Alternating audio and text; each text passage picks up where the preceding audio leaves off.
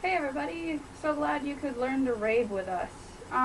Here today I'm talking about split time. Now, split time isn't so much an actual move as more of a concept that you have to be familiar with.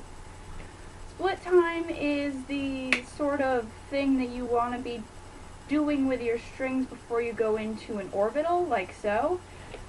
Basically, both your strings are going in the same direction, both counterclockwise or both clockwise, but you want them to be at different points in the circle. As you can see here, the one in this hand is going around at the same rate as the one in this hand.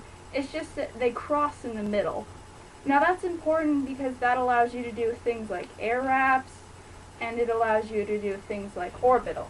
Now, we always get a lot of questions about how to do an orbital, and these will help make them better. It will also help you with your orbital extensions if you get to the point where you want to do those. So get your glow sticks and start swinging them around in a circle. You can do them both in synchronous together at the same time, basically, one way or another. It doesn't really matter. What you want to get to the point is, basically, you want them to cross right in front of you, right about chest height here. That allows for the most versatility when doing wrap combos and also when doing orbitals. Now this isn't an orbital tutorial, but I am going to talk about orbitals a little bit. Split time allows the sticks to cross, and if you move the strings over onto one another and turn your body, you get an orbital. Now I'm sure the orbital tutorial itself will go in much more depth than that. But split time is useful for other things. It can help you with spirals.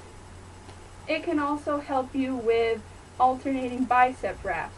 Coming in and out of spirals and in and out of alternating bicep wraps will all put you in split time. Knowing when you come in and out of split time is very useful when you're building combos. So just keep that in mind. Now remember, basically if you think about the hands of a clock, you want one glow stick to be at 3, while the other one is at 9. It doesn't matter which way you go, it ends up looking like that either way. The one that's on top, or realistically speaking, the one that's farther away from your body, is going to be the side you're turning away from. So if your right one's farther out than your left one, it'll be on top, and you'll be turning to your left, like this. If your left one's farther out than your right one, it's on top, and when you cross them, you'll be turning to your right. Now, I'm not comfortable with that because I have a blind side, but it's really a dominant hand issue. Whichever side you feel more comfortable on is the side you're going to go to. And if you feel more comfortable on another side versus,